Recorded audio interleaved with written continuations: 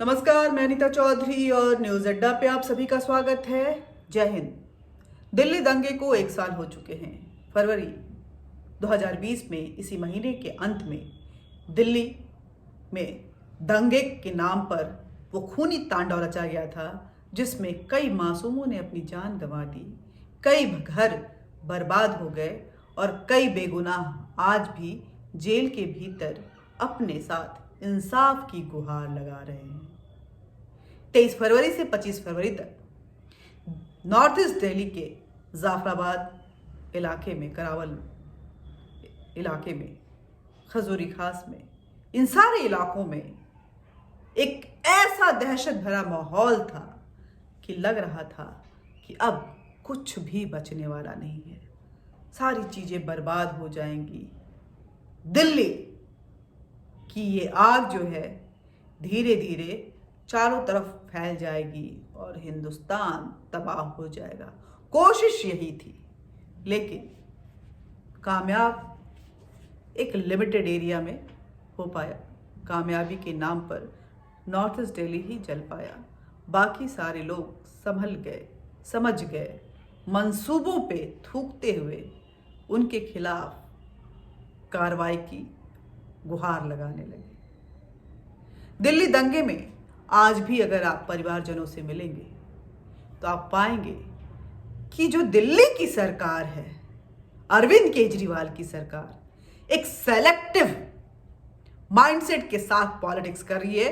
Vendetta based इस politics में बहुसंख्यकों को किसी भी तरह बर्बाद करने की एक साजिश रची जा रही है।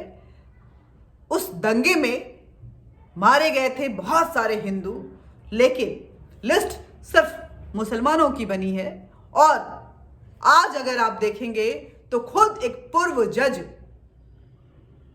Justice of chief justice of Sikkim Pramod Kohli, justice of high court forward MC Garg और रिटायर्ड IPS BL वोरा साहब कर रहे हैं।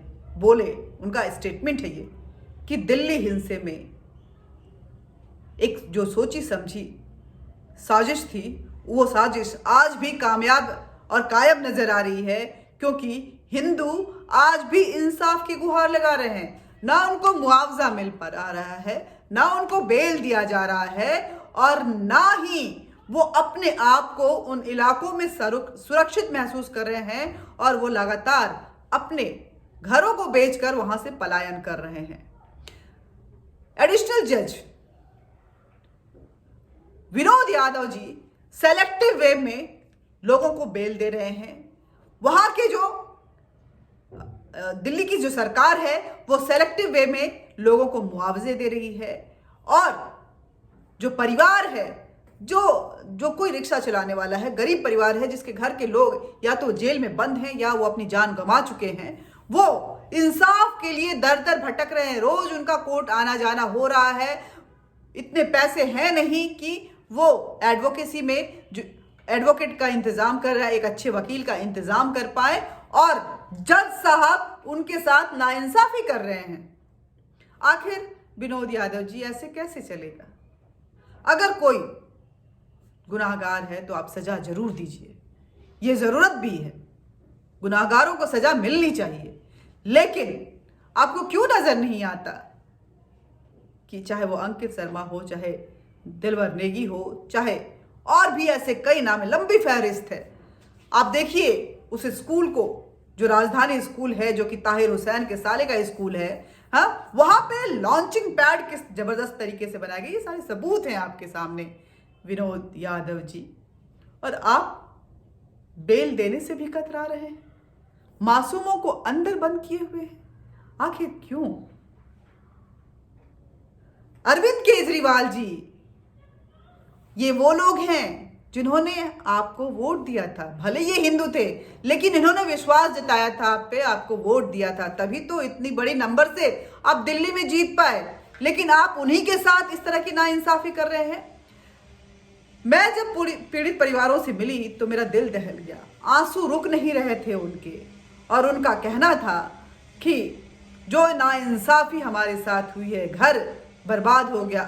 बड़ी मुश्किल से हमने एक सुंदर सा घर सजाया था, हमारा घरौंदा था वो घरौंदा जलकर राख हो गया। घर का मालिक अब इस दुनिया में नहीं रहा। लेकिन मैं अपने बच्चों के साथ उनके पेट भरने के बजाय, कुछ काम धाम करने के बजाय अदालतों के चक्कर काट रही हूं। मुझे इंसाफ नहीं मिल रहा है, कोई भी सबूत नहीं है यहां पे। लेकिन वो पकड़ कर ले गए और वो आज तक घर वापस नहीं आए। यही बोला गया था कि पूछताछ करने के बाद छोड़ दिया जाएगा, लेकिन आज तक वो किस हालात में है ये हम नहीं समझ पा रहे हैं। ये घर वालों का दर्द है, उन दर्द को समझिए।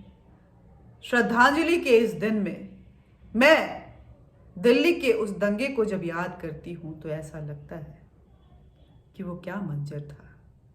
मैं जब उस इलाके में गई थी तो जिनके घरों में वो शादी का सीजन था, घरों में शादी की तैयारियां चल रही थी और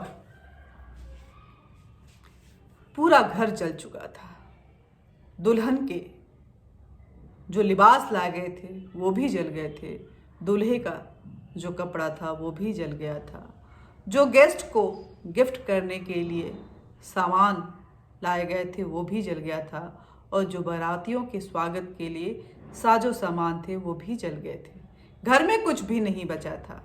लड़की की शादी नहीं हुई, लड़की रोती रह गई और आज भी रो रही है कि पापा ने बड़ी मेहनत से ये इतने खर्चे किए थे, उनकी कमाई जितनी भी थी, लेकिन बढ़ चढ़ के उन्होंने मेरी शादी के मंसूबे देखे थे और उसके लिए क्या क्या ख्वाब सजाते हुए मुझे गुड़िया की तरह, परी की तरह, एक गुड़िया की तरह, परी की तरह वो विदा करना चाहते थे। लेकिन ये ख्वाब धरे के धरे रह गए। आज घर में खाने को भी लाला है, पैसा नहीं है, घर जल चुका है। अब घर बनाएं कि शादी करें या फिर पेट पालें, करें तो आखिर क्या करें।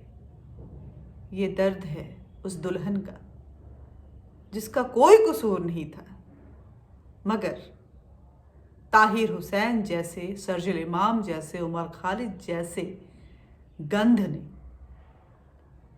महिलाओं को और बच्चों को आगे करके लोगों के घर जला दिए। मस्जिद से मौलाओं ने फतवे जारी कर दिए कि दिल्ली में, इस इलाके में कोई भी घर में नहीं रहेगा। इस आंदोलन के नाम पे जो दंगा होने जा रहा है उसमें सभी को शामिल होना है, पत्थर बरसाने हैं, कट्टे चलाने हैं, पेट्रोल बम का इस्तेमाल करना है, मिर्ची पाउडर का इस्तेमाल करना है, पुलिस के ऊपर हमले करने हैं, लेकिन छोड़ना किसी को नहीं है। हिंदू घरों को बर्बाद कर देना है। ये हिंदू होना इस देश में क्या गुनाह हो गया है? हिंदू होना इस देश में गुनाह क्यों हो गया है? अरविंद केजरीवाल जी, आपको क्या सिर्फ वोट मुसलमानों की मिलती है और मुसलमानों के वोट से आप जीतते हैं? क्या हिंदू आपके वोटर नहीं हैं? और अगर नहीं है तो आप इतनी बड़े नंबर में कैसे जीत कर आए?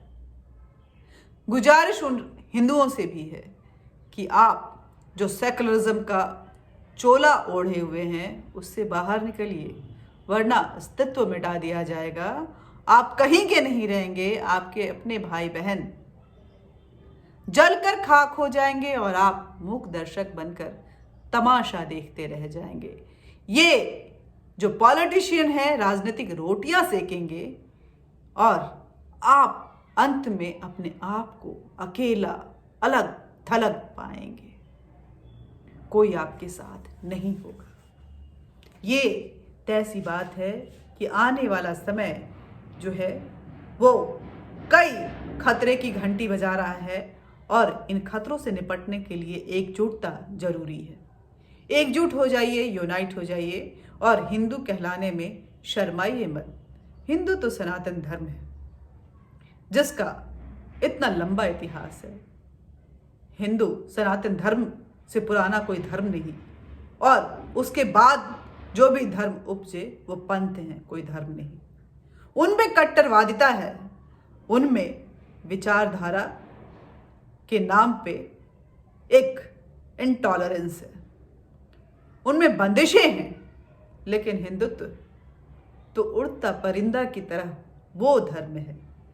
सनातन धर्म बाज की तरह आसमान छूता है, पंख फैलाया रहता है, जहां कोई बंदिशें नहीं होती, बस आज़ादी ही आज़ादी है। लेकिन आपके इस उड़ान पे लगाम लगाया जा रहा है और आपने जो खुले बंदिशों से हटकर एक खुले माहौल का जो आपका कल्चर है उसका फायदा उठाया जा रहा है, उसमें सुराख किए जा रहे हैं और आपको धीरे धीरे तोड़ा जा रहा है। ये दंगा एक ट्रेलर है, अगर आप अभी भी सजग नहीं होंगे तो पूरी पिक्चर बाकी है। और हिंदुस्तान में इस्लाम की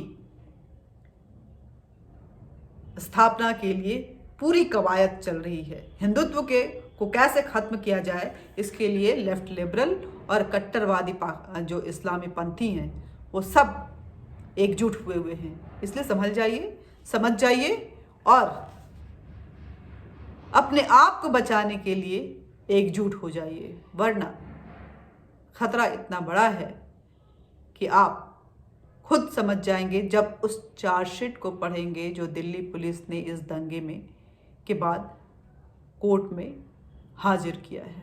उस चार्जशीट में क्या कह रहा है ताहिर हुसैन, क्या कह रहा है शर्जिल इमाम, क्या कह रहा है खालिद सैफी, उमर खालिद, मस्जिद के इमाम। जब इसको पढ़ेंगे तो आप समझेंगे कि आपको ख़त्म करने के लिए कैसे कैसे साजिशें रची जा रही हैं। नमस्कार।